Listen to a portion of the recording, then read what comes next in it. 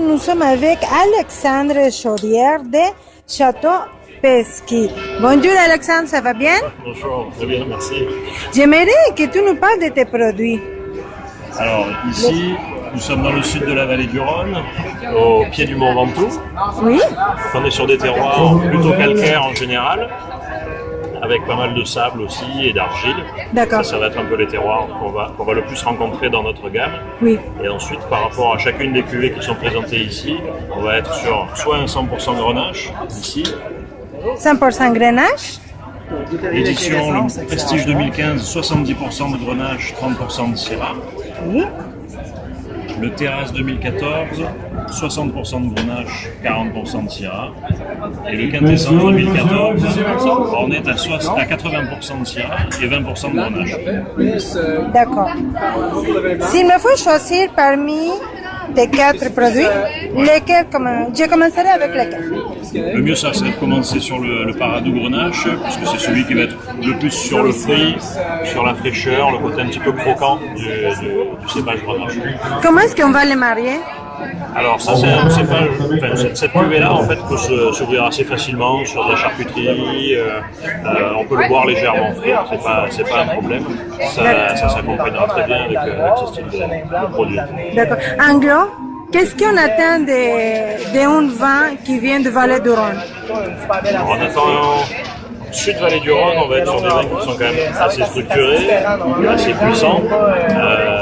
C'est vrai que le grenache qui va apporter ce côté un petit peu plus fruité, la syrah qui va apporter un côté un petit peu plus épicé, un petit peu plus velouté aussi dans les assemblages. L'avantage de notre secteur, c'est qu'on va avoir en plus de tout ça un petit peu plus de fraîcheur, dû à notre altitude et à notre exposition. D'accord. Donc, les châteaux Pesky, oui. Est-ce que c'est un domaine familial? Oui, c'est un domaine familial. En fait, c'est mes grands-parents qui ont acheté la propriété dans les années 70. Et mes parents, avec mes grands-parents, ont créé la cave dans les années 90. Auparavant, ils étaient coopérateurs. Et depuis les années 2000, mon frère s'est installé et lui est plus tourné sur la partie commerciale. Et moi, je suis revenu sur le domaine en 2006 après avoir fait mes études et avoir voyagé un petit peu et fait un petit peu mes arts. Et je suis arrivé en 2006 sur le domaine. D'accord. Et combien d'hectares est-ce que vous savez dans le domaine? Alors aujourd'hui, on a une centaine d'hectares qui sont entièrement cultivés en bio. On est en fin de conversion. Vous travaillez en bio? Oui. D'accord. Donc là, c'est la fin de la conversion, en fait, parce qu'on a eu une conversion assez longue, parce qu'il y a eu des rachats de parcelles qui n'étaient pas encore en bio, donc le temps de la conversion a été un petit peu long. Mais à partir de l'année prochaine, tous les produits chez Pesky seront en bio. Ah, d'accord. Et est-ce que c'est la première cuvée que vous produisez, vous? Parce que maintenant, c'est vous les relève. Oui. Non, c'est déjà mon 11e millésime, moi. L'ancienne millésime? Mon premier était 2006. Quel âge sont les vignes? Alors les vignes, on en a des toutes jeunes qui ont été plantées cette année. Oui. On a replanté des vionniers. Et les grenaches les plus vieux ont à peu près 85 ans. Ah d'accord. Donc vous savez planter les vionniers. Mais ici, vous savez juste des rouges? Oui, on n'a que des rouges aujourd'hui. D'accord. On a été dévalisés hier. Et est-ce que vous faites aussi les rosés, les blancs? Oui. Alors les rosés, on va être sur 50% de cinceau, 40% de grenache et 10% de syrah. Et ça va être la cuvée des terrasses, comme vous l'avez en rouge ici.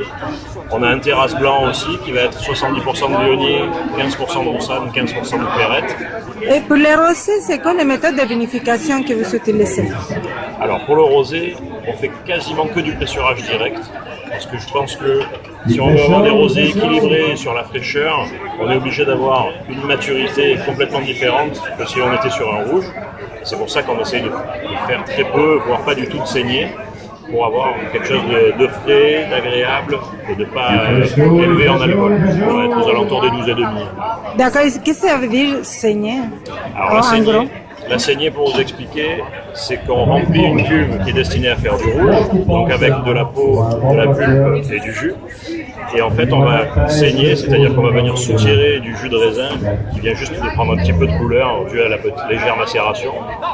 Et à ce moment-là, on va le traiter comme un blanc. Ça va être un jus qui va être travaillé comme un vin blanc, fermenté juste en phase liquide. Donc c'est pour ça que quand on va saigner une cuve de rouge, on va forcément avoir des degrés d'alcool un petit peu plus élevés et des acidités et des pH un petit peu plus basses.